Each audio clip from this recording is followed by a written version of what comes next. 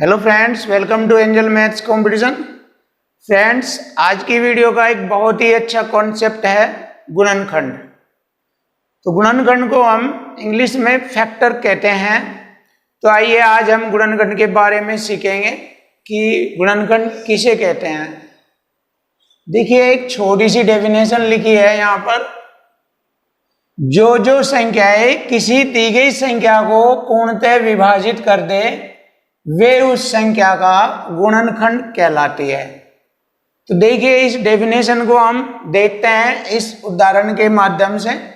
जैसे मैंने एक संख्या ली है 12, तो 12 के गुणनखंड। देखिए, 12 के गुणनखंड कौन कौन से होते हैं, कौन कौन सी संख्या 12 को पूरा विभाजित करती है, देखते हैं। 1, 2, 3, 4, 6 और 12। 12 के ये सभी 12 के गुणनखंड है। अब देखिए, ये सभी किस तरीके से आते हैं, कैसे आते हैं ये 12 के ये सभी गुणनखंड। देखिए, यहां पर देखते हैं इस बात को। जैसे यहां पर मैंने लिखा है 12, तो 12 को कौन सी संख्या काट सकती है? 12 को 1 भी काट सकती है पूरा। 12 के बाद 12 को 2 भी, 1 के बाद 2 भी काट सकते हैं, 2 छिक 12। 2 के बाद 3 भी काट सकते हैं, 3 चौक 12। 3 के बाद 4 भी काट सकती है, 4 3 12। 4 के बाद 5 आता है, 5 नहीं काटती। 5 के बाद 6 आता है, 6 से भी कट जाता है, 6 दूनी 12। 6 के बाद 7 से 8 से 9 से 10 से 11 से नहीं कटती है यह, तो 11 के बाद 12 आता है, 12 से 12 कट जाता है। तो देखिए, इसके बाद यहां 12 से बाद में कोई संख्या ऐसी नहीं आती जो 12 को काटे। तो देखिए, 12 के फैक्टर्स हो गए 1 2 3 4 5 और 6। 6 फैक्टर होते हैं, यानी कि 1 2 3 4 6 और 12। ये हमारे 12 के फैक्टर्स है, अर्थात 12 के गुणनखंड है। अब छोटा सा पॉइंट यहां पर भी देखेंगे। जैसे कि मैंने यहां पर लिखा है 12, तो 12 को जो संख्याएं पूरा डिवाइड कर देती है वे सभी 12 के फैक्टर्स है। ये लिखे हैं मैंने 12 के फैक्टर्स। देखिए, 1 से भी 12 डिवाइड हो रहा है, 2 से भी, 3 से भी, 4 से भी, 6 से भी और 12 से भी। तो ये 1 2 3 4 6 12 ये सभी 12 के फैक्टर्स है, यानी कि 12 के गुणनखंड है। अब यहां पर मैंने लिखा है 1 2 3 4 6 12। इन सभी से यह 12 पूरा जो डिवाइड होता है यो, तो इन सभी का यो मल्टीपल है, यानी कि गुणज है। 12 इन सभी का गुणज है, यानी कि इन सभी संख्याओं के मल्टीपल में 12 आता है। जैसे 1 का पढ़ा 12 बार पढ़ेंगे, 1 गुणा 12 12 आ जाएगा। 2 गुणा 6 2 छिक 12। 3 गुणा 4 3 चौक 12। यानी कि इन सभी फैक्टरों का जो मल्टीपल है वो 12 है। तो हम 12 इन सब का मल्टीपल है, ये मल्टीपल कहलाता है, यानी कि गुणज कहलाता है। अब देखिए, गुणनखंड और गुणज में क्या डिफरेंस है। किसी भी संख्या के निश्चित फैक्टर्स होते हैं, किसी भी संख्या के जैसे यहाँ निश्चित फैक्टर्स होते हैं। 12 के जैसे 1 2 3 4 6 और 12 ये निश्चित फैक्टर होते हैं। लेकिन गुणज क्या होता है? मल्टीपल। किसी भी संख्या के जो मल्टीपल हो गए, गुणज हो गए, वे अनिश्चित होते हैं, इनफिनिट होते हैं। जैसे आप देख सकते हैं 12 के इनफिनिट मल्टीपल होते हैं। जैसे यहां देख सकते हो आप 12 एकम 12 दूनी 24, ये सब 12 के मल्टीपल है। 12 3 36, 12 चौक 48, 12 पंजे 60, 12 छिक 72, 12 सत्ते 84, 12 अट्ठे 96, 12 नम्बे 108, 12 दाई 120 और 12 की 11 बार 132। इस तरह से ये इनफिनिट मल्टीपल होते हैं। तो देखिए, इनको हम गुणज बोलते हैं और इनको हम गुणनखंड बोलते हैं। तो मैंने आपको गुणज और गुणनखंड के बारे में एक छोटा सा कॉन्सेप्ट बताया है। अब आगे देखते हैं। अब जैसे कि मैंने यहाँ पर एक पॉइंट लिखा है कि 12 को 1 2 3 4 6 और 12 पूरा पूरा काटता है। तो यहाँ पर ये एक छोटी सी बात है कि काटने वाली संख्या कटने वाली संख्या का गुणनखंड कहलाती है। देखिए ये सब काटने वाली संख्या ही होगी और ये कटने वाली संख्या होगी। अब 12 कटने वाली संख्या है, तो कटने वाली संख्या का गुणनखंड कहलाती है ये 1 2 3 4 6 12। ये मैंने पॉइंट लिखा है। अब इसके बाद आते हैं एक बहुत ही प्यारा तरीका इसको सीखने का। देखिए यहां पर मैंने फिर लिखा है कि 12 के कुल कितने गुणनखंड हैं। देखिए 12 के कुल कितने गुणनखंड हैं। देखिए बहुत से स्टूडेंट 12 के फैक्टर जब इस तरह करते हैं, जैसे मैंने भी यहाँ लिखा है आपके सामने कि 12 के जब हम फैक्टर्स करेंगे 2 6 12 6 बार कटा 2 3 6 3 निगम 3 ये, तो इस विधि को हम बोलते हैं कैनोनिकल मेथड। देखिए इसका पता रहना चाहिए आपको कि ये जो हम जिस विधि से इसके टुकड़े करते हैं गुणनखंड करते हैं तो इसको बोलते हैं हम कैनोनिकल मेथड। देखिए कैनोनिकल मेथड थोड़ा बोलने में अजीब सा अटपटा सा लगता है, बट आप कह सकते हो कैनोनिकल मेथड। इसको हम कैनोनिकल मेथड बोलते हैं। अब देखिए इसमें 2 के फैक्टर्स कितने हैं, 2 के 2 बार है, 2 गुणा 2 और गुणा 3। अब इसको हम लिखेंगे 2 की घात 2 गुणा 3 की घात 1। इस तरह से लिख सकते हैं 12 को हम। अब यहाँ पर 12 के मैंने आपको देखिए बहुत ही अच्छा कॉन्सेप्ट है, यही आपके गुणनखंडों की संख्या ज्ञात करने में मददगार होगा। देखना यही आपके गुणनखंडों की संख्याओं को या गुणनखंडों के क्वेश्चनों को हल करने में मदद करेगा। देखिए 12 के हमारे फैक्टर है 1 2 3 4 6 12, यानी कुल 6 फैक्टर्स है। गिन सकते हैं, पेपर में एग्जामिनर पूछ लेता है कि 12 के कुल गुणनखंडों की संख्या ज्ञात करो। तो यदि हम इस तरह से क्वेश्चन को हल करेंगे कि उसके गुणनखंडों को देखेंगे कितने होते हैं, उसे काट काट कर देखेंगे 1 2 3 4 ऐसे, तो हमें इस तरह से 6 गुणनखंडों का पता लगता है। लेकिन इसमें काफी टाइम लग जाता है क्योंकि ये छोटा क्वेश्चन है, इसलिए आपको दिख रहा है कि जल्दी हो गया। लेकिन जब बड़ी बड़ी संख्याएं आ जाएगी, जैसे 200 हुआ 250 हुआ 360 हुआ 2160 हुआ, बड़ी बड़ी संख्याएं, तो वहां पे आप इस मेथड से क्वेश्चन को शीघ्र नहीं कर सकते, जल्दी से नहीं कर सकते। इसलिए क्वेश्चनों को जल्दी से और टेक्निकल तरीके से फास्टली तरीके से करने के लिए ये कॉन्सेप्ट आपको सीखना चाहिए। जैसे कि मैंने यहाँ पर लिखा है 12, तो 12 के हम प्राइम फैक्टर करेंगे। जब भी आपको किसी भी संख्या के गुणनखंडों की संख्या ज्ञात करने के लिए कहे तो आपको प्राइम फैक्टर करने होंगे, प्राइम फैक्टर्स यानी कि अभाज्य गुणनखंड। तो देखिए 12 के प्राइम फैक्टर हो गए 4 3 12। अब 4 को मैं कैसे लिखूंगा, 2 की घात 2 और 3 को लिखूंगा 3 की घात 1। तो देखिए यही बात यहां पर आ रही है, 2 की घात 2 गुणा 3 की घात 1। देखिए ये हो गया। अब हमें इसके यदि गुणनखंडों की संख्या पूछ ले, जैसे कि क्वेश्चन में कहा है 12 के कुल कितने गुणनखंड है, तो देखिए यहाँ पर 2 की घात 2 है, तो घातों में यदि हम एक एक जोड़ ले तो हमें कुल गुणनखंडों की संख्या का पता लग जाता है। ध्यान से देखना, देखिए यहाँ घात 2 है, इस घात 2 में 1 जोड़ेंगे गुणा, फिर घात 1 है, 1 में 1 जोड़ेंगे 2, तो 2 में 1 जोड़ा 3 और 1 में 1 जोड़ा 2, इनकी गुणा करेंगे 3 दूनी 6, तो कुल गुणनखंडों की संख्या 6 आ गई। जैसे कि यहाँ पर भी लिखा है कुल गुणनखंडों की संख्या 6 है, और यहाँ पर भी मैंने सिद्ध कर दिया कुल गुणनखंडों की संख्या 6 है। अब देखिए आपके सामने एक क्वेश्चन उठता है यहाँ से कि सर हम घातों में 1 को क्यों जोड़ते हैं, ये 1 कहाँ से आता है। तो इसका कॉन्सेप्ट आपको बता रहा हूं मैं, जैसे कि मैंने यहां पर लिखा है इस चीज को समझाने के लिए। ध्यान से देखना इसको कि घात में 1 क्यों जोड़ा जाता है, कैसे जोड़ा जाता है।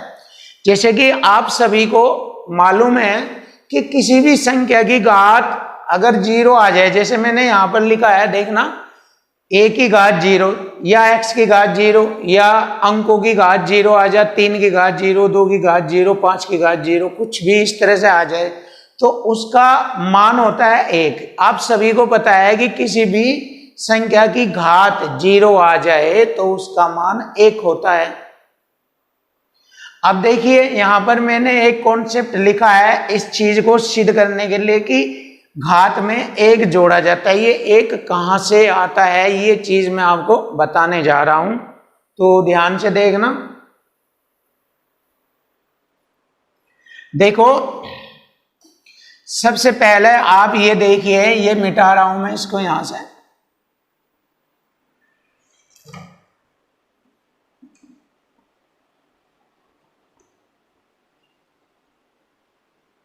देखो बहुत ही अच्छा तरीका है, बहुत ही प्यारा तरीका है। देखिए सबसे पहले मैं आपको एक पॉइंट बताऊंगा, कोई भी संख्या ले लीजिए, 2 ले लीजिए, 3 ले लीजिए, 4 ले लीजिए, 5 ले लीजिए, 6 ले लीजिए, 1 ले लीजिए, कुछ भी ले लीजिए।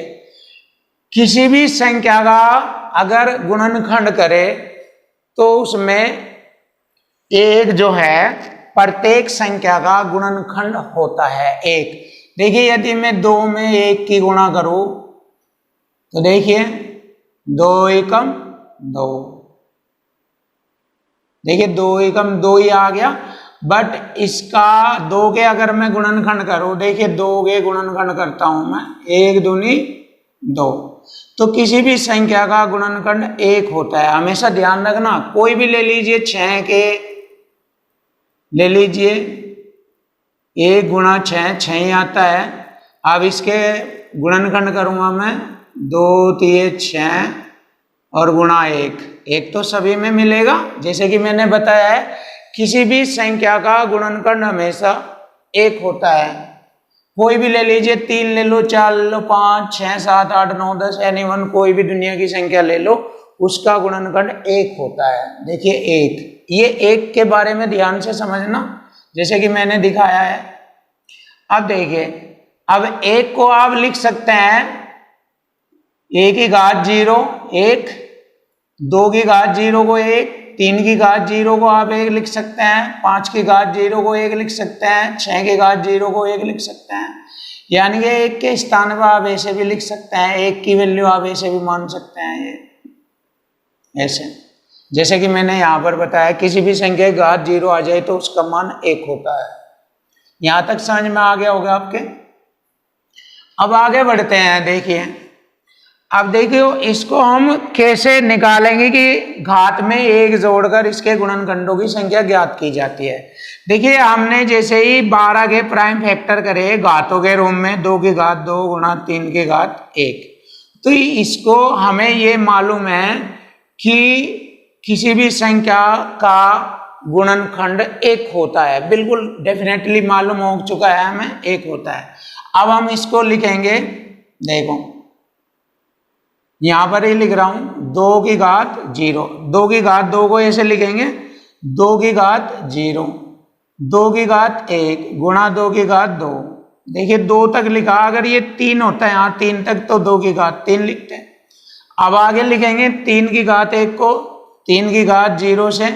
अब ये ऐसे क्यों लिख रहा हूं मैं, ये देखिए 2 की घात 0 3 की घात 0 क्यों लिख रहा हूं मैं, इसलिए लिख रहा हूं मैं क्योंकि हमें मालूम है किसी भी संख्या का गुणनफल 1 होता है। किसी भी संख्या का गुणनखंड 1 होता है और 1 को हम जिस पदों में, यहाँ 2 के पदों में आ रहा है, या 3 के पदों में आ रहा है, तो उसी के साथ हम जैसे 2 की घात 0 लिखेंगे, 3 की घात 0 लिखेंगे। अगर हमारा ऐसे आ जाता 200 के हम फैक्टर करेंगे, प्राइम फैक्टर करेंगे, 25 अटे 200, तो देखिए यहाँ पर 25 अटे 200, तो 8 को 2 की घात 3 लिखेंगे, 25 को 5 की घात 2 लिखेंगे। अब इसको ऐसे ही लिखेंगे, 2 है यहाँ तो 2 की 0, 2 की 1, 2 की 2, 2 की 3 ऐसे। अब यहाँ 5 है तो 5 की 0 लिखेंगे, 5 की 1, 5 की 2, 2 तक लिखना, ऐसे 3 तक लिखना, ऐसे लिखते हैं। तो यहाँ पर भी मैंने इसको ऐसे ही लिखा है, इनको 2 की घात 0, 2 की घात 1, 2 की घात 2 तक। अब 3 की घात 1 है, इसको लिखेंगे 3 की घात 0, 3 की घात 1। अब हम देखते हैं, बहुत ही देखिए आपको इस ट्रिक का पता लग जाएगा कि इस कॉन्सेप्ट से ही ये एक जोड़ा जाता है। ये एक बहुत ही इंपॉर्टेंट कॉन्सेप्ट है, आपको यहां से पता लग जाएगा।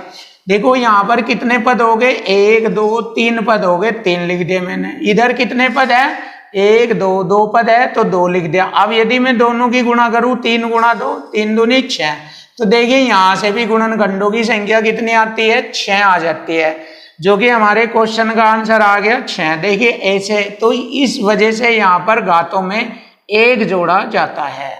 देखिए ये कॉन्सेप्ट बताया। अब हमें एक चीज और सिद्ध करनी है, देखना हमारे ये फैक्टर्स, देखिए ये सभी फैक्टर्स आ जाएंगे इसी कॉन्सेप्ट से। ये जैसे कि 12 के मैंने फैक्टर किए, 1 2 3 4 6 12, ये अब देखिए इसी कॉन्सेप्ट से हमारे ये फैक्टर भी आते हैं, सिद्ध करके देख लीजिए। तो ये हमारी एक ट्रिक हो गई इसे समझाने की, ये एक कॉन्सेप्ट हो गया इसको करने का। अब देखो 2 की घात 0 का मान 1 है और यहाँ 3 की घात 0 का मान भी 1 है, तो 1 की 1 के साथ गुणा करेंगे, गुणा 1 की 1 के साथ गुणा करेंगे, 1 एकम 1, ये आ गया 1। देख लीजिए सभी फैक्टर्स आ जाएंगे इससे। देखो अब 2 की घात 0 का मतलब 1 है, 1 की गुणा हम इसमें करेंगे, 1 की गुणा इसमें, देखो इसकी गुणा इसमें करेंगे, फिर इसकी गुणा इसमें करेंगे। 3 की घात 1 3 में, 1 की गुणा 3 में करेंगे, 1 तिया 3, 3 आ गया। अब फिर इसमें करेंगे, 2 की घात 1 2 है, 2 की गुणा 1 में करेंगे, 1 हो जाएगा, ये 2 एकम 2, ये आ गया। 2 की घात 1 2 है, अब 3 की घात 1 3 है, तो 2 की गुणा 3 में करेंगे, ये 3 हो गया, ये 2 हो गया, 2 3 6, देखो 6 आ गया। अब 2 की घात 2 को 4 लिख देंगे, 4 की गुणा 1 में करेंगे, 4 एकम 4, ये आ गया। और 4 की गुणा 3 में करेंगे, 4 तिये 12, देखिए ये आ गया। तो देखिए इनसे ये सभी फैक्टर सिद्ध हो जाते हैं। तो यही हमारी ट्रिक्स है, यही हमारा कॉन्सेप्ट है, और इसीलिए हम क्या करते हैं, घातों में एक जोड़ते हैं। आइए स्टार्टिंग करते हैं गुणनखंडों को ज्ञात करने की विधियों से। तो देखिए गुणनखंडों को 7 प्रकार से ज्ञात किया जा सकता है। देखिए बहुत ही इंपॉर्टेंट कॉन्सेप्ट है कि जब हम गुणनखंडों से रिलेटेड क्वेश्चनों को हल करते हैं तो एग्जामिनर इस प्रकार के क्वेश्चनों में 7 टाइप के क्वेश्चन पूछ सकता है, यानी 7 प्रकार से गुणनखंडों पर आधारित क्वेश्चनों को पूछा जा सकता है। तो गुणनखंडों की संख्या 7 प्रकार से ज्ञात की जाती है। पहला है गुणनखंडों की कुल संख्या ज्ञात करो। तो कोई भी संख्या देकर उसमें पूछेगा कि दी गई संख्या के गुणनखंडों की कुल संख्या ज्ञात करो, पहला कॉन्सेप्ट। इसके बाद दूसरा पूछता है सम गुणनखंडों, यानी कि इवन फैक्टरों की कुल संख्या ज्ञात करो। विषम गुणनखंडों की कुल संख्या ज्ञात करो, जिसको ऑड फैक्टर्स बोलते हैं। फिर नंबर 4 अभाज्य गुणनखंडों को, जिसे प्राइम फैक्टर्स बोलते हैं, उनकी कुल संख्या ज्ञात करें। नंबर 5 गुणनखंडों का योग ज्ञात करें, सम ऑफ फैक्टर पूछ सकता है। नंबर 6 सम गुणनखंडों का योग ज्ञात करो, यानी सम ऑफ इवन फैक्टर्स। नंबर 7 विषम गुणनखंडों, सम ऑफ ऑड फैक्टर्स का योग। यानी कि हम कह सकते हैं कि हमसे एग्जामिनर 7 प्रकार से क्वेश्चन पूछ सकता है गुणनखंडों से संबंधित। तो आइए पहले कॉन्सेप्ट को करते हैं कि गुणनखंडों की कुल संख्या ज्ञात करें। देखिए पहला कॉन्सेप्ट हमारे सामने है, गुणनखंडों की कुल संख्या, टोटल नंबर ऑफ फैक्टर्स हमें फाइंड करना है। जैसे कि यहाँ पर एक क्वेश्चन लिखा है मैंने, 35 के गुणनखंडों की कुल संख्या बताए। अब जैसे कि मैंने कॉन्सेप्ट में बताया था कि दी गई संख्या के प्राइम फैक्टर्स करते हैं, तो दी गई संख्या के प्राइम फैक्टर्स करेंगे। यहाँ 35 के प्राइम फैक्टर हो गए 5 सते 35, 5 सते 35। अब हम इसको घात रूप में लिखेंगे, 5 की घात 1 गुणा 7 की घात 1। अब कुल गुणनखंडों की संख्या हो गई, कुल गुणनखंड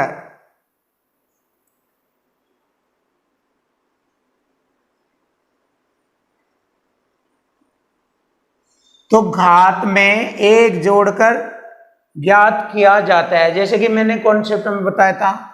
अब यहां पर घात एक है, एक में एक जोड़ेंगे और गुणा, एक में 7 पे घात एक है तो इस घात में एक जोड़ेंगे। तो इस प्रकार गुणनखंडों की संख्या हो गई 1 1 2, 1 1 जोड़ा 2, 2 दूनी 4, 4 होती है। देखिए गुणनखंडों की संख्या 4 होती है। और वैसे आपको मैंने बताया है, देखिए ये भी तरीका, ये तो एक सरल तरीका है छोटा सा सिंपल समझाने के लिए। देखो 4 कैसे, देखिए 35 1 से भी कट जाएगा, उसके बाद 1 के बाद 2 से नहीं कटता, 3 से नहीं, 4 से नहीं, 5 से कटेगा, 5 से कट जाएगा, 5 सते 35, 7 से कट जाएगा, 7 पंजे 35 और 35 से कट जाएगा। तो देखिए 35 ही कम 35, तो गुणनखंडों की संख्या कितनी हो गई 4, 1 2 3 4। तो देखिए इस तरह से हल करने में टाइम लगता है या अन्य विधियों को यूज करने में, ये बेस्ट विधि है जो आपको मैंने बताई थी। और ये भी बताया है कि घात में क्यों जोड़ते हैं, ये भी आपको पता लग चुका है। तो देखिए घात में एक जोड़ने से फिर तो आप क्या करेंगे, डायरेक्ट भी कर सकते हैं, जैसे ऐसे ना लिख के ये फैक्टर्स बनाएंगे। घात एक में एक जोड़ा 2, एक में एक जोड़ा 2 2 4, 4 एकदम लिख सकते हो आप बहुत स्पीड से। अब जैसे यहां पर इस क्वेश्चन को हल करेंगे, 240 के कुल गुणनखंडों की संख्या बताओ, 240 के। तो यहां पर भी हम अभाज्य फैक्टर्स यानी कि प्राइम फैक्टर्स करेंगे। देखिए 240 के होते हैं 24 पंजे 120, देखिए 24 पंजे या 16 पंजे लिख लीजिए, 16 पंजे 120 ये 240 दूनी 24 पंजे 120, सॉरी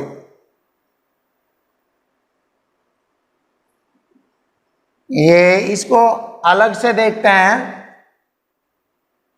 ऐसे लिखेंगे। देखो थोड़ा सा गलती हो गया था बोलने में, 16 पंजे 80 120, ये होता है इसके अभाज्य फैक्टर्स। ध्यान से देखना, अभाज्य फैक्टर्स को करना है आपको कैनोनिकल मेथड से आप बच जाएंगे। जैसे आप ऐसे करते हो कि सर 240 के मैं इस तरह से फैक्टर्स करूंगा, 2 से घाटा 120, 2 से 60 बार, 2 से 30 बार, 2 से 15 बार, 3 पंजे 15, 5 एकम 5।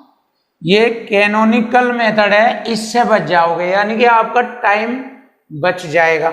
तो इसीलिए इसके बजाय आप इस मेथड से कर सकते हैं कि दी गई संख्या के डायरेक्ट ही प्राइम फैक्टर निकाल लीजिए। और यदि आप डायरेक्ट प्राइम फैक्टर नहीं निकाल पाते, थोड़ा प्रैक्टिस करने के बाद निकाल पाएंगे, तब तक आप इस मेथड से भी देख सकते हो, कैनोनिकल मेथड। ये कैनोनिकल मेथड कहा जाता है इसको। अब देखिए मेरे यहां पर हो गई है 16 पंजे 120 और 120, सॉरी 16 पंजे 80 गुणा 3, 80 दिए 240। तो अब इसको हम घात में लिखेंगे बनाकर, 2 की घात 16 को कैसे लिखेंगे, 2 की घात 4, 5 की घात 1 गुणा 3 की घात 1। अब घातों का जोड़ कर लेंगे। देखिए सॉरी, घातों में एक एक जोड़ कर लिखेंगे। 4 में एक जोड़ेंगे 5, 1 में एक जोड़ेंगे 2 गुणा 1 में एक जोड़ेंगे 2, तो 5 दूनी 10 दूनी 20, तो 20 गुणनखंड हो, 9 की संख्या 20 होगी। तो दिए गए क्वेश्चन में गुणनखंडों की संख्या कितनी होगी 20। देखिए 240 के कुल गुणनखंडों की संख्या हो गई 20। अब एक क्वेश्चन और आता है 100 के भी हम प्राइम फैक्टर करेंगे। 25 चौका 100, 25 में हम 5 की घात 2 गुणा 2 की घात 2। अब घात संख्या में एक जोड़ेंगे, 2 में एक जोड़ा 3 गुणा 2 में एक जोड़ा 3, 3 तिये 9, तो गुणनखंडों की संख्या आ गई 9। तो 100 के कुल गुणनखंडों की संख्या होती है 9। तो इस प्रकार के जितने भी क्वेश्चन आपसे एग्जामिनर पूछे कि दी गई संख्या में कुल गुणनखंडों की संख्या ज्ञात करो, तो आपको यही कॉन्सेप्ट यूज करना कि दी गई संख्या के प्राइम फैक्टर्स करेंगे और उनको घातों के रूप में कन्वर्ट करके घात में एक एक जोड़कर इस तरह से गुणा कर लेते हैं। तो इस प्रकार हमारे कुल गुणनखंडों की संख्या ज्ञात हो जाती है। देखिए नेक्स्ट कॉन्सेप्ट है आपके सामने, सम गुणनखंडों की कुल संख्या ज्ञात करनी है। देखिए ये कॉन्सेप्ट नंबर 2 है, सम गुणनखंडों की संख्या ज्ञात करना। सम का मतलब हो गया total number of even factors. तो total number of even factors ज्ञात करना है। जैसे कि यहां पर एक क्वेश्चन दिया है मैंने, 200 के सम गुणनखंडों की कुल संख्या ज्ञात करो। अब देखिए जैसे कि मैंने आपको बताया था कि दी गई संख्या के प्राइम फैक्टर्स करते हैं। तो देखिए सबसे पहले हम प्राइम फैक्टर्स करेंगे, 200 के प्राइम फैक्टर्स करेंगे 25 अठे 200, 25 अठे 200, ये प्राइम फैक्टर्स हो गए हमारे। देख लीजिए, अब प्राइम फैक्टर्स को हम घात के रूप में कन्वर्ट करेंगे। 8 को हम 2 की घात 3 लिख देंगे और 25 को 5 की घात 2 ऐसे लिख सकते हैं हम। देखिए बहुत ही आसान तरीके से बताया जाएगा, बहुत ही अच्छा तरीका, ध्यान रखना। अब देखिए जैसे कि उसने इम्पोर्टेंट बात ये रखी है कि सम गुणनखंडों की कुल संख्या ज्ञात करनी है। सम का मतलब होता है 2। देखिए सम को समझिए, सम का अर्थ होता है 2। इसका मतलब समझिए, जैसे किसी भी संख्या में हम, चाहे वो इवन नंबर हो चाहे वो ओड नंबर हो, यदि उसमें हम 2 की गुणा कर देंगे तो वो सम नंबर हो जाता है, सम संख्या हो जाती है। इसीलिए बताया है मैंने, सम का अर्थ होता है 2। जैसे मैंने 1 में 2 की गुणा करी, 2 एकम 2, तो देखिए सम संख्या हो गई। 2 में गुणा करूंगा 2 की, 2 दूनी 4, सम संख्या हो गई। 3 में गुणा करूंगा 2 की, 2 तिये 6। इसका मतलब क्या हो गया, सम का अर्थ 2 है और 2 का किसी भी संख्या के साथ गुणा किया जाए तो उससे सम संख्याएं प्राप्त हो जाती है, या संख्या के सम मल्टीपल प्राप्त होते हैं। तो देखिए अब यहां से हम इसको समझते हैं। तो देखिए हमें सम गुणनखंडों की संख्या ज्ञात करनी, बहुत ही अच्छा कॉन्सेप्ट, ध्यान रखना। तो इसको ऐसे करेंगे, ध्यान दो। इसको आप चाहे ट्रिक समझ लीजिए, चाहे आप इसका कॉन्सेप्ट समझ लीजिए, ये मैं यहाँ पर आपको समझा रहा हूँ। देखो 2 हमारी सम संख्या इसमें है, यहाँ पर सम संख्या नहीं है। तो हम देखो यहाँ से 2 ले लेंगे। जैसे कि मैंने सम संख्या के बारे में बताया कि 2 सम संख्या को दर्शाता है और किसी भी संख्या में 2 का मल्टीपल कर दो तो वह सम संख्या बन जाती है। तो मैं यहां से 2 ले लूंगा, 2 की घात 3 को मैं ऐसे लिख लूंगा, 2 ले लिया और बचा हुआ रह गया गुणा 2 की घात 2। देखिए 2 की घात 3 को ऐसे लिख लूंगा मैं, 2 गुणा 2 की घात 2, यानी कि ये 2 बाहर निकाल लिया मैंने इसमें से, और बाकी मेरे रह गया शेष 2 की घात 2 गुणा 5 की घात 2। देखिए इसको ज्यों का तो लिख दिया, इतना लिख सकते हो आप। तो इस प्रकार सम संख्याओं के गुणनखंडों की कुल संख्या में जितने भी क्वेश्चन आपसे पूछे जाएंगे सब में यही कॉन्सेप्ट यूज करना, 2 का मल्टीपल बाहर ले लेंगे ये। अब देखो यहां से आप वही तरीका घात में 1 जोड़कर लिखेंगे। देखिए 2 की घात 2 है, 1 जोड़ेंगे, 2 में 1 जोड़ेगा 3। इसको हम ध्यान नहीं देंगे इस पर, क्योंकि ये 2 के मल्टीपल को दर्शाएगा, इसलिए 2 को हम अब नॉलेज में नहीं लेंगे। 2 के मल्टीपल तैयार हो जाएंगे। देखो 2 की घात 2 में, घात 2 में 1 जोड़ा 3, घात यहाँ पर 5 की 2 है, इस घात 2 में जोड़ा 1 3, तो 3 तिये 9। तो कितने गुणनखंड बन गए, 9। तो हमारे क्वेश्चन का आंसर हो गया 9। देखिए बहुत ही आसान है और आप इन 9 गुणनखंडों की संख्या ज्ञात भी कर सकते हैं, प्रूफ कर सकते हैं। देखिए 25 के यहाँ मैं फैक्टर्स करता हूं, देख लीजिए, सॉरी 200 के। थोड़ा बोलने में हो जाता है कभी कभी, इसलिए कोई ज्यादा वो मत समझना, हो जाता है, जबान है फिसल जाती है। देखिए 200 के अब हम फैक्टर्स करते हैं और उनमें हम पता लगाते हैं कि सम गुणनखंडों की कुल संख्या 9 है या नहीं है। तो देखिए 1 से इसको काटेंगे, भाग करेंगे, 200 बार कटता है। 2 से काटेंगे 100 बार, 3 से नहीं कटेगा, 4 से कटता है 50 बार, 5 से कटेगा 40 बार, 6 से नहीं कटता, 7 से नहीं कटता, 8 से कटता है ये 25 बार, 25 हटे 200। 9 से नहीं, 10 से कटता है ये 20 बार, और बस आगे नहीं करता। अब देख लीजिए इसमें हमारे 9 गुणनखंड हो गए, सम संख्या हो गए। देखिए सम संख्या 1 2 3 4 5 6, सॉरी ये नहीं है, 1 2 3 4 5 6 7 8 9। देखिए काउंट करा दिए हैं 9, 1 2 3 4 5 6 7 8 9। तो इसमें सम गुणनखंडों की कुल संख्या है 9। तो देखिए क्वेश्चन का आंसर हो गया 9।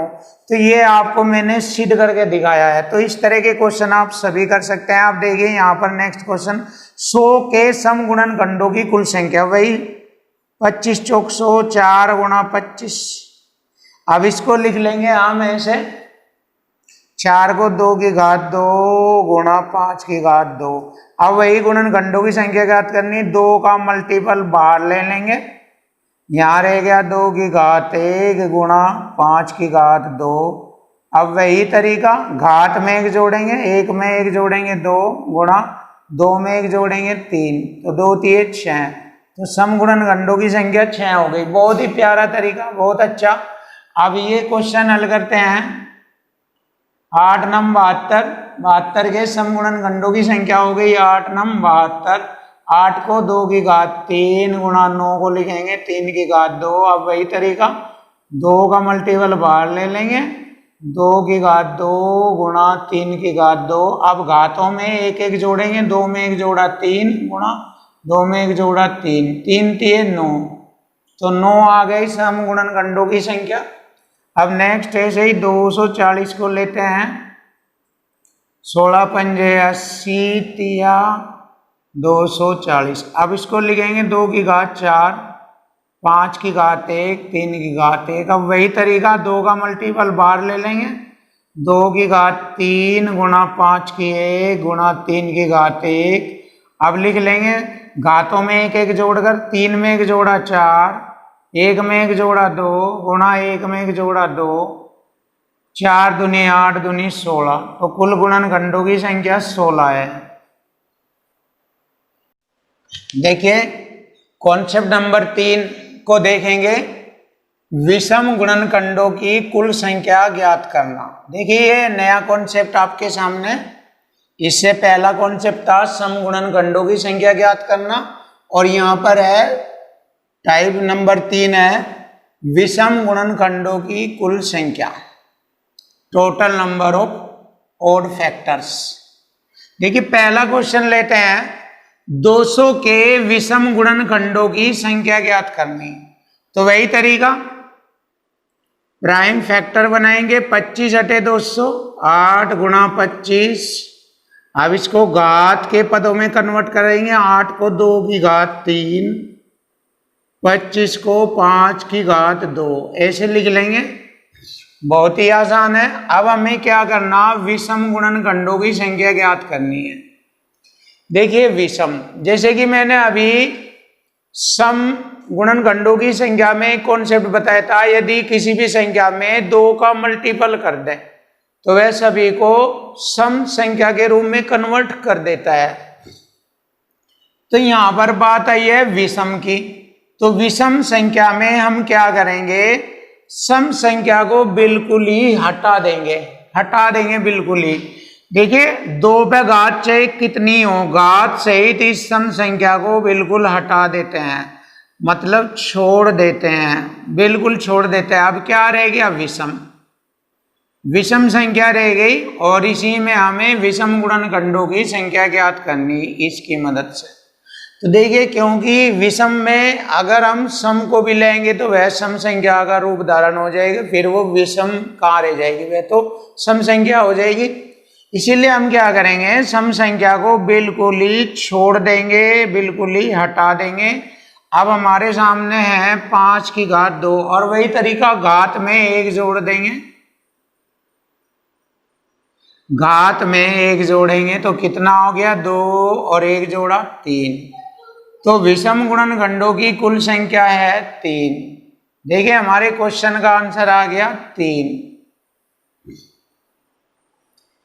अब इसको हम देख सकते हैं 3 ही आते हैं या नहीं, सिद्ध करके देखते हैं। देखिए यहां पर दिखा रहा हूं मैं 200 के फैक्टर्स करके, आपको सिद्ध करके दिखा रहा हूं, देखना ध्यान से। 1 से डिवाइड करा 200 बार, 2 से डिवाइड करा हमने 100 बार, 3 से नहीं होता, 4 से डिवाइड करा 50 बार, 5 से डिवाइड करा 40 बार, और 8 से डिवाइड किया हमने 25 बार, 10 से डिवाइड करा 20 बार। अब देखिए हमें इसमें विषम गुणनखंडों की संख्या ज्ञात करनी है। देखिए पहला अंक हमारा विषम है, 5 विषम है, और तो ये सब सम है, 25 भी विषम है, देखिए, और ये सब सम संख्या है। तो देखिए विषम गुणनखंडों की संख्या 3 है, 1 2 3, 1 5 और 25, ये है इसके विषम गुणनखंड, 1 5 25 ये रहे। तो 200 के विषम गुणनखंडों की कुल संख्या 3 है। देखिए बहुत ही अच्छी तरीके से हो गया ये क्वेश्चन। अब हम नेक्स्ट क्वेश्चन भी इसी तरह हल करेंगे, और ये क्वेश्चन भी इसी तरह हल करेंगे। देखिए 240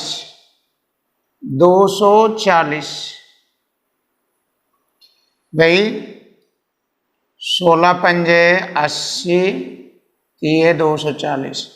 अब बिल्कुल सम को बिल्कुल ही छोड़ देंगे, नकार देंगे सम को बिल्कुल ही, क्योंकि हमें विषम गुणनखंडों की संख्या पूछी है। तो विषम में यहाँ 5 की घात 1 है, 3 की घात 1 है, तो घातों में 1 1 जोड़ लेंगे, 2 घात में 1 जोड़ेंगे 2, 2 दूनी 4 है यहाँ पर। अब 72 लेते हैं, 72 के विषम गुणनखंडों की संख्या वही 8 9 72, इसको बिल्कुल नकार देंगे, छोड़ देंगे, टुकड़े भी करने की जरूरत नहीं है। 9 को 3 की घात 2 है, ऐसे लिख देंगे। अब घात में 1 जोड़ लेंगे, घात में 1 जोड़ेंगे, तो विषम गुणनखंडों की संख्या आ गई 3। और यहाँ ये 240 दोबारा लिखा गया, यहाँ कोई और संख्या ले लेंगे। चलिए हम लेते हैं 144 ले लेंगे, कोई दिक्कत नहीं, कुछ भी ले लें इस तरह की संख्या। तो इसके फैक्टर कर देंगे 16 9 144, इसको छोड़ देंगे घात सहित। 9 के फैक्टर 3 की घात 2 बनते हैं। अब इसकी घात में 1 जोड़ेंगे, 2 में 1 जोड़ा 3, तो 144 के विषम गुणनखंडों की कुल संख्या हो गई 3। देखिए नया कॉन्सेप्ट आपके सामने, कॉन्सेप्ट नंबर 4, अभाज्य गुणनखंडों की कुल संख्या, total number of prime factors. तो पहला क्वेश्चन आपके सामने 200 के अभाज्य गुणनखंडों की संख्या ज्ञात करो। तो देखिए इसके प्राइम फैक्टर्स कर लेंगे, 25 × 200, 25 × 200। अब इसको घात के रूप में कन्वर्ट करेंगे। देखिए 8 को 2 की घात 3 और 25 को लिख देंगे 5 की घात 2। अब हमसे पूछा है अभाज्य गुणनखंडों की संख्या बताओ। तो एक कॉन्सेप्ट बहुत ही प्यारा है, अच्छा कॉन्सेप्ट है। अभाज्य गुणन खंडों की संख्या का मतलब हो गया घातों का जोड़। घातों का जोड़ अभाज्य गुणन खंडों की संख्या कहलाता है। अब देखिए 2 की घात 3 है, घात 3 को जोड़ेंगे, यहाँ 5 की घात 2 है, इसमें घात 2 को जोड़ेंगे, 3 2 5, तो हमारे क्वेश्चन का आंसर हो गया 5। तो अभाज्य गुणन खंडों की कुल संख्या हो गई 5। अब देखिए अभाज्य गुणन खंडों की कुल संख्या को कैसे सिद्ध करेंगे, यहां पर दिखाता हूं मैं इसको सिद्ध करके। 200 में अभाज्य गुणन खंडों की कुल संख्या ज्ञात करो। कैनोनिकल मेथड से दिखा रहा हूं, देखिए कैनोनिकल मेथड से। तो 2 से भाग करेंगे 100 बार, 2 से 50 बार कटेगा, और 2 से ये 25 बार, और 5 पंजे 25 और 5 एकम 5। अब देख लीजिए यह है कुल अभाज्य गुणन खंडों की संख्या, 1 2 3 4 5, देखिए गिन लीजिए 5 हो गए। तो ये हमारा कॉन्सेप्ट है कुल अभाज्य गुणन खंडों की संख्या ज्ञात करने का, और इस तरह से आप ये सभी क्वेश्चनों को आसानी से करेंगे। देखिए आगे बढ़ते हैं। 100 को ऐसे ही प्राइम फैक्टर में तोड़ेंगे और अभाज्य गुणन खंडों की संख्या ज्ञात करेंगे। 25 चौका 100। अब देखिए 4 को 2 की घात 2, 25 को 5 की घात 2। अब घातों का जोड़ ले लेंगे, 2 जमा 2 4, 4 हो गया भैया। देखिए सिद्ध करके देख लो। 100 को हम तोड़ेंगे, 2 से काटा 50 बार, 2 से काटा 25 बार, और 5 पंजे 25, 5 एकम 5। देखिए अभाज्य गुणन खंडों की संख्या 4 होगी, 1 2 3 4, सिद्ध हो गया। देखिए अब यहाँ पर ये अलग टाइप से भी इस तरह के क्वेश्चन पूछ लेता है एग्जामिनर। इस तरह के क्वेश्चनों में भी अभाज्य गुणन खंडों की संख्या ज्ञात करनी है। अब देखिए जैसे कि मैंने आपको बताया था कि घातों का जोड़ ही अभाज्य गुणन खंडों की संख्या होता है, लेकिन तब होता है जब हम उसके अभाज्य फैक्टर्स कर लेंगे। अब देखिए यहाँ पर अभाज्य है 2 की घात 3 गुणा, ये भी अभाज्य संख्या है 5 की घात 7, लेकिन ये 21 कोई अभाज्य संख्या थोड़ा ही ना है, तो इसको फैक्टर्स में तोड़ लेंगे। 21 को ऐसे 3 सते 21, 3 सते 21, तो 21 पर घात 4 है तो 3 पर भी घात 4 होगी, 7 पर भी घात 4, ऐसे ये होता है इसका कॉन्सेप्ट सीखने का। अब इसको 2 की घात 10 की घात 8 है, इसको भी तोड़ लेंगे, 2 पंजे 10, 10 पर घात 8 है तो 2 पर घात 8, 5 पर घात 8। अब करेंगे, देखिए अब ये अभाज्य टुकड़ों में टूट गया। अब घातों का जोड़ ही हमारी अभाज्य गुणन खंडों की कुल संख्या ज्ञात हो जाएगी। देखिए जोड़ते हैं, 8 8 16, 4 20, 4 24 और 10 34, तो अभाज्य गुणन खंडों की कुल संख्या हो गई 34। अब ये करते हैं इसी तरह से। देखिए अभाज्य है 2 की घात 17 गुणा 2 3 6, 2 गुणा 3, 2 की घात 31 और 3 की घात 31, ऐसे लिखेंगे। 7 अभाज्य है, इसकी घात 5। 10 के फैक्टर्स करेंगे अभाज्य में, 2 पंजे 10, 10 की घात 11 तो 2 की घात 11, 5 की घात 11, ये 11 अभाज्य है, 11 की घात 10। इसके अभाज्य फैक्टर्स कर लेंगे, 3 सते 21, 3 की 12, 7 की घात 12। अब इन घातों का जोड़ कर लेंगे, 12 12 24, 12 12 24, 10 34, 35, 10 45, 40, 10 56, 56 और 56 4 60, 61 61, 62 62, 93 93, 94 94 94 और 30, 124 और 17 और जोड़ेंगे, 7 4 11। थोड़ा ध्यान देखना एक बार, कहीं गलत तो नहीं हो गया। 17 2 3 6 5, 2 पंजे 10 11,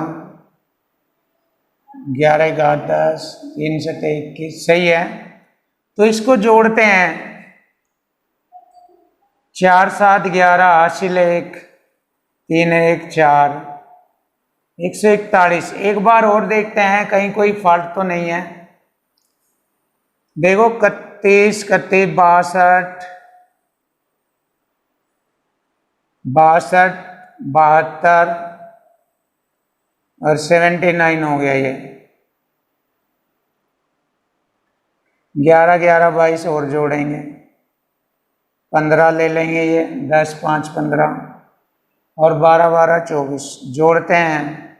5, 4, 9, 9, 2, 18, 18 और 2, 20 हासिल 2, 7, 2, 9, 9, 10, 4, 14, 140 होता है। यानी कि इनका जोड़ गलत हो गया था, तो अब हमने इसको सही जोड़ लिया। इन घातों का जोड़ हो गया 140।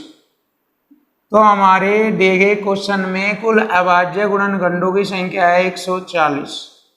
तो देखिए अभाज्य गुणनखंडों की संख्या का जो कॉन्सेप्ट होता है ये होता है कि उसके अभाज्य पदों में फैक्टर्स कर लेंगे और फिर घातों को जोड़ लेंगे, तो हमारे अभाज्य गुणनखंडों की कुल संख्या ज्ञात हो जाएगी।